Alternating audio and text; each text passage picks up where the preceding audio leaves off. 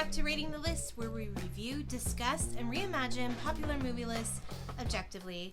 We're your hosts. I'm Jerry. And I'm Brad. And on this episode, we'll be exploring number 67 from AFI's 100 Years, 100 Passions, the 100 Greatest Love Stories of All Time. Number 67 is Streetcar Named Desire, directed by Elia Kazan, written by Tennessee Williams, starring Vivian Leigh and Marlon Brando. Released in 1951. So, the synopsis for this classic drama is as follows. Blanche Dubois, played by Vivian Leigh, a middle-aged schoolteacher, arrives in New Orleans, taking a streetcar named Desire to the French Quarter, where her sister Stella, played by Kim Hunter, and her brother-in-law Stanley Kowalski, played by Marlon Brando, live. Blanche claims to be on leave due to her nerves and wants to stay with them. Demure Southern belle Blanche and crude brute Stanley clash. Stella welcomes her, but Stanley patronizes her and criticizes her. Blanche reveals the family estate was lost to creditors. She's destitute and has nowhere else to go.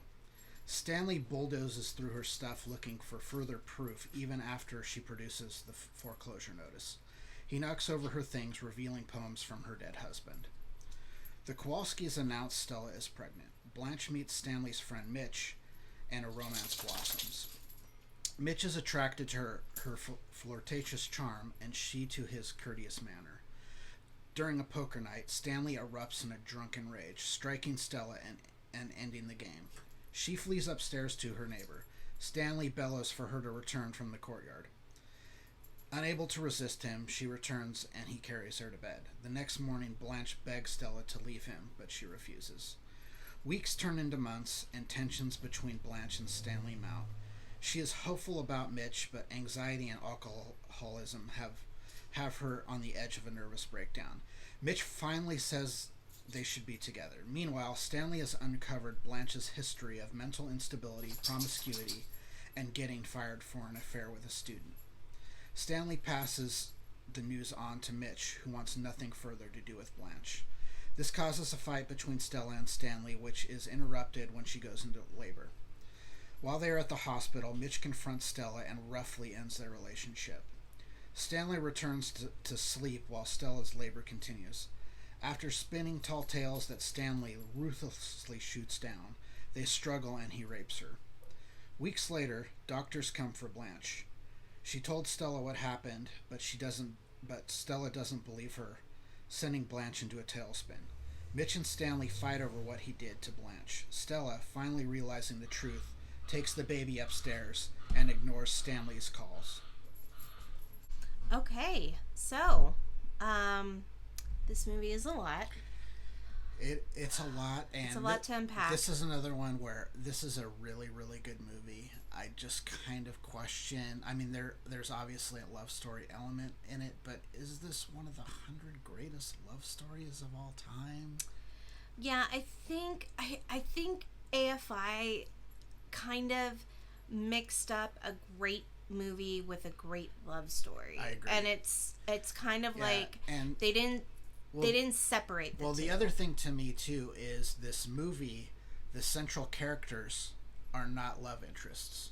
Correct. So the bulk of this story is the relationship between Stanley and Blanche, and they are not romantically involved. Correct. And there really isn't a whole. I mean, there's a little bit of like sexual tension between them, and depending on the version of it that you've seen, some actresses play that up more than others, and they certainly play it up more than what they do in this movie. Yeah.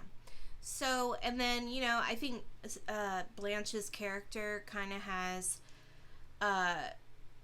sexual tension with a lot of characters in this movie. I think intentionally, and people, I think, on the reciprocating end, they don't necessarily know that.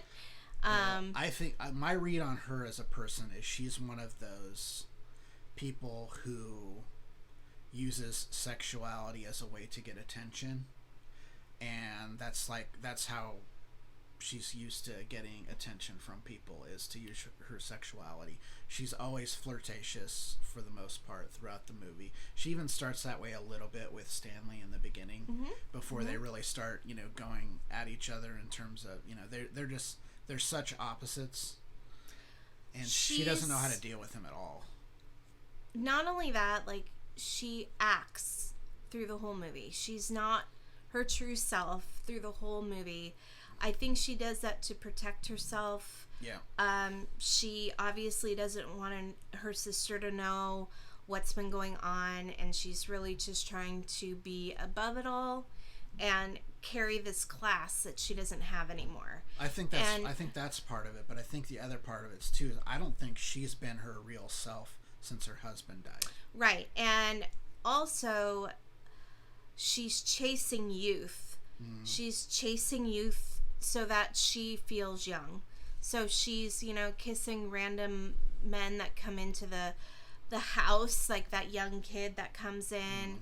She kisses him. She's trying to regain her youth by pursuing young men, especially since she was involved with a student at her school. She's very obsessed with looking youthful. She doesn't want people to see her in certain lights. She doesn't want people to see the harsh reality of what she's been through with light. She wants to keep it dark so she can keep this facade of who she is. Yeah, I think it's just a big Southern belle kind of cliche to some extent. Is appearances are so important in that, that part of society. Like, everything is about how you appear to be. And then, it really, like, she completely unravels once Stanley, first he finds out all this stuff. He finds out about, her, she's had mental problems. Like, clearly she is mentally ill. Oh, yeah.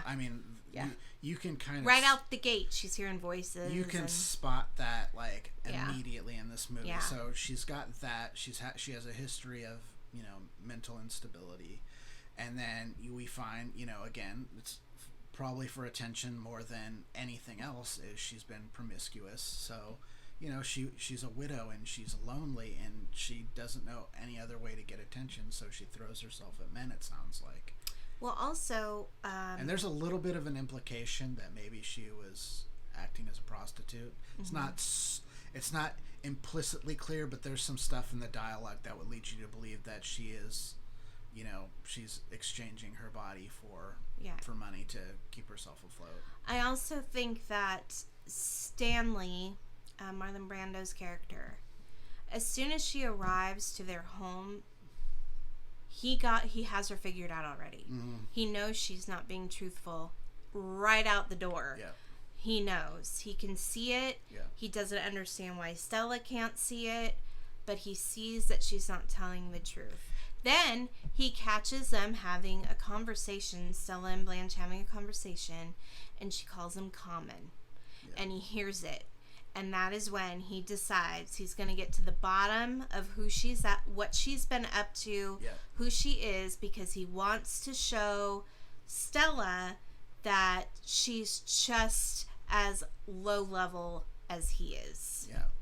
So one of the interesting things, and I don't know if it was intentional in the writing or just kind of happened to be there, is you're talking about Stanley has an ability to read people, and he does this throughout. You look, watch, like, he has a read on all of his friends. He has a read on what's happening inside the factory where he works. All this stuff.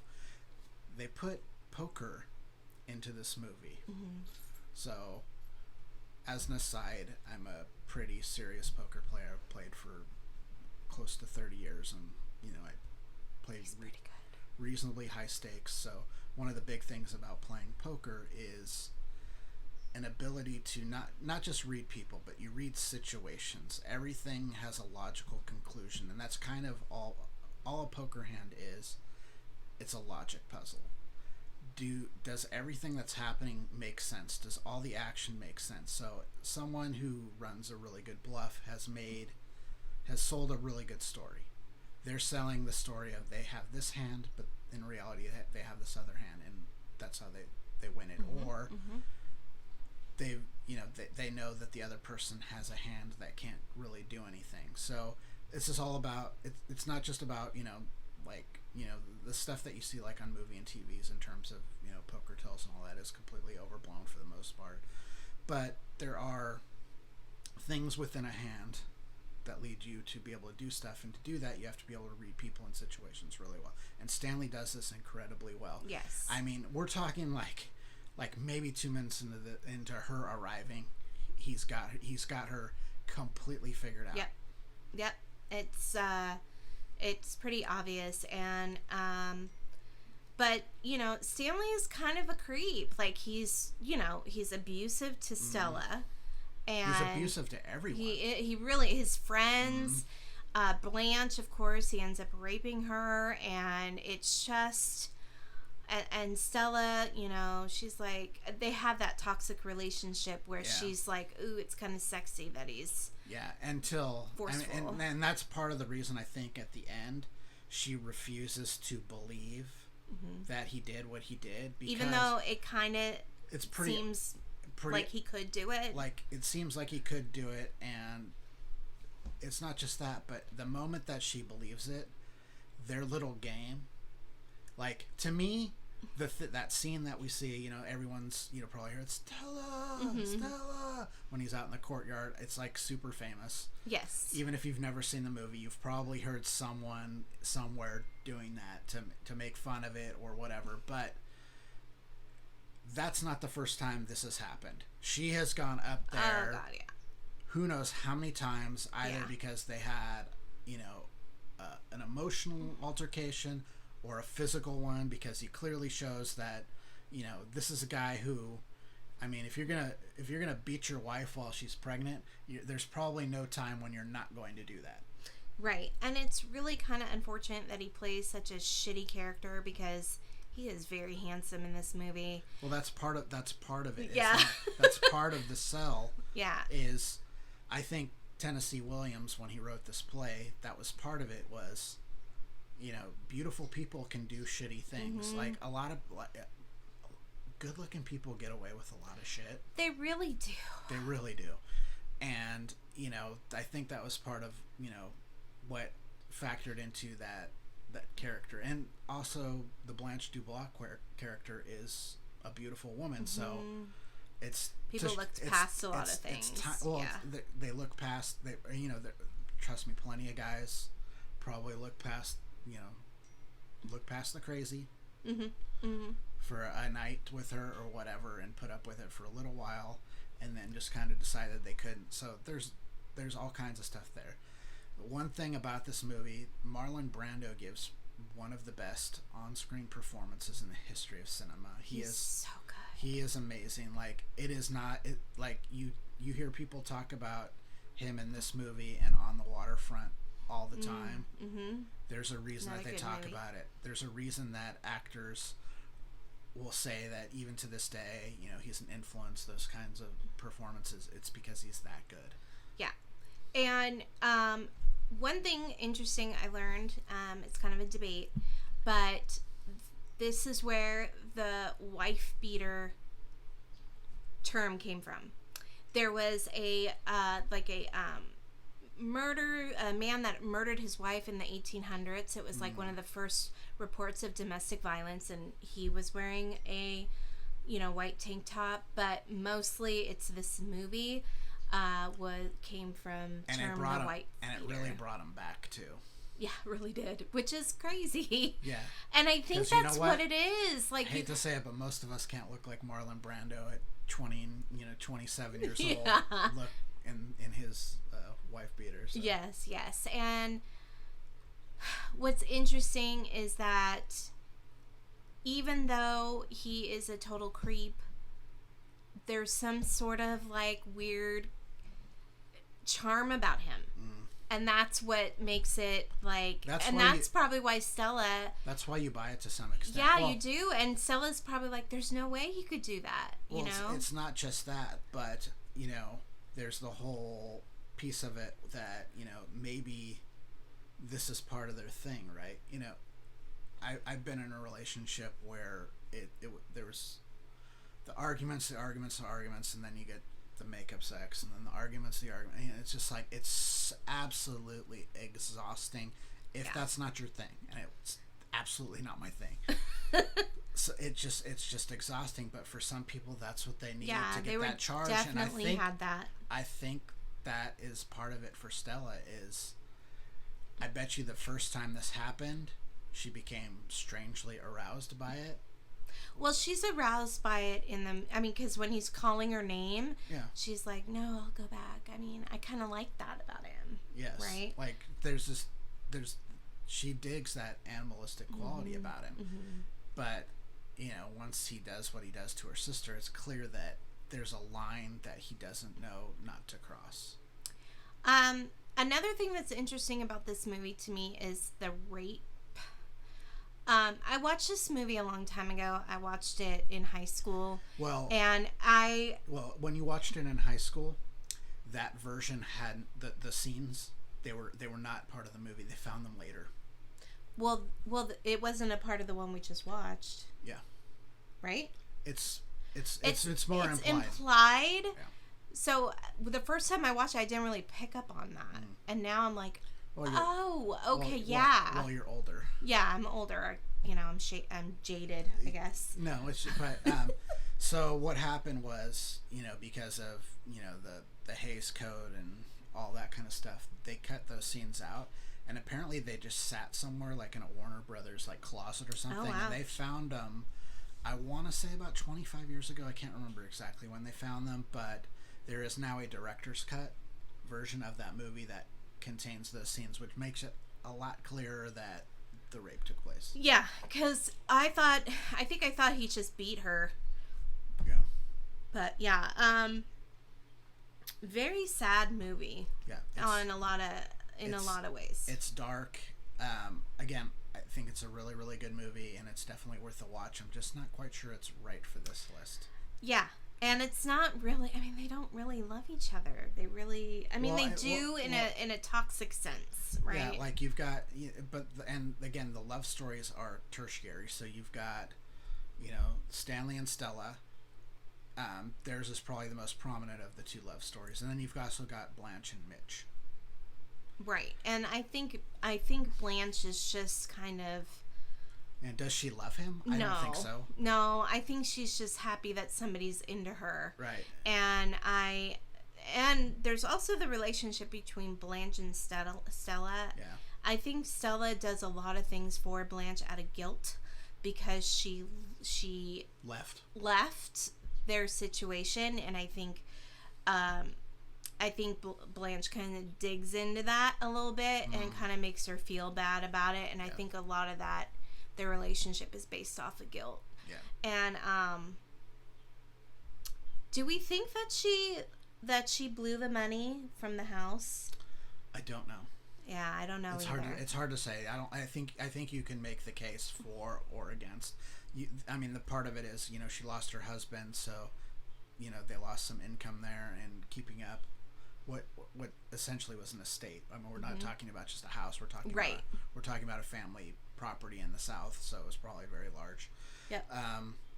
Again, this is a really, really good film. Definitely recommend watching it again. You should at least watch it once in your lifetime. I just don't think it fits into this list.